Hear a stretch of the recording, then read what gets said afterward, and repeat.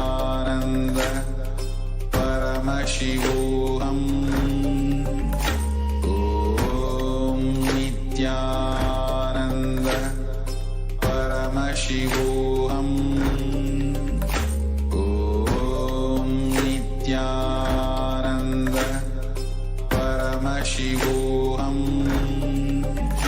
Om Nithyananda Paramashivoham.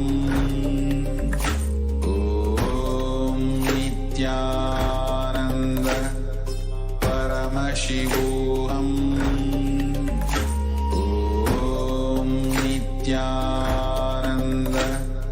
Paramashivoham.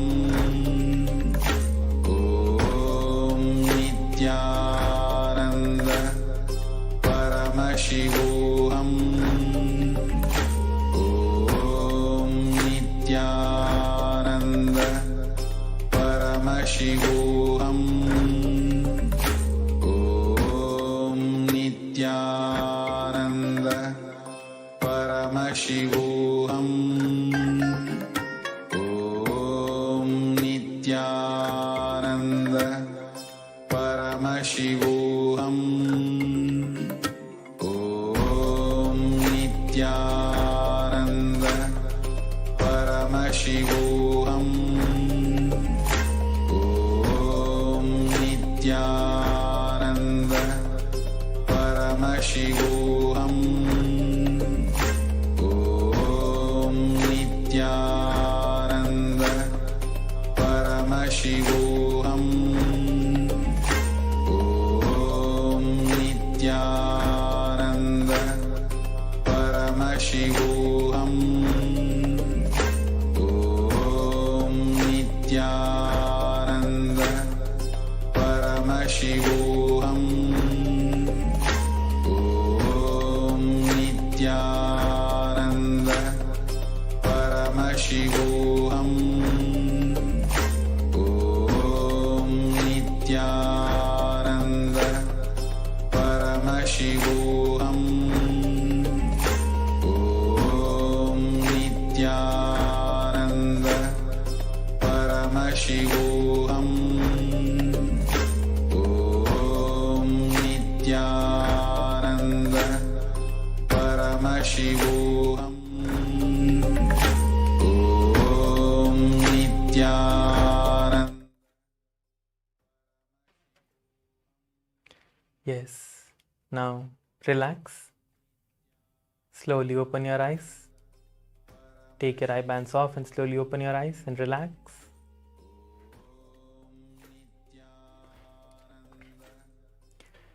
We have now manifested the first round for the power manifestation successfully. Please go ahead and share your answers in the Zoom chat. Whatever it is that you saw, the letters or the words, we were projecting words for you all. So make sure to share your answer, whatever the words you saw, the colors, the shapes if you saw any. Go ahead and share all the details that you saw in your third eye. You have a few moments. Please make sure to share everything that you saw in your third eye. Yes, so I request all the participants here to go ahead and share your answers in the Zoom chat.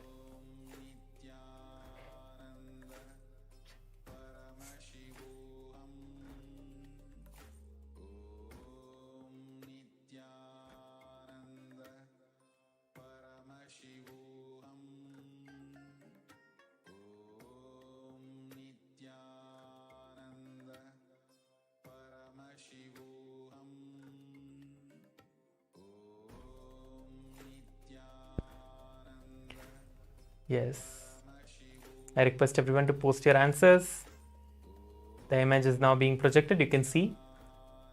So how many, you can verify this and see, and you can answer how many of you got it right.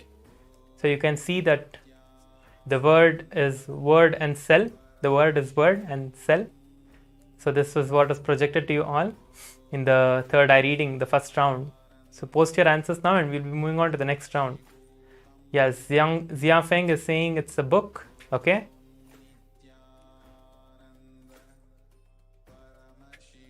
Good, Zia Feng. You can continue to manifest the power. You have another second round for the power manifestation now. Yes.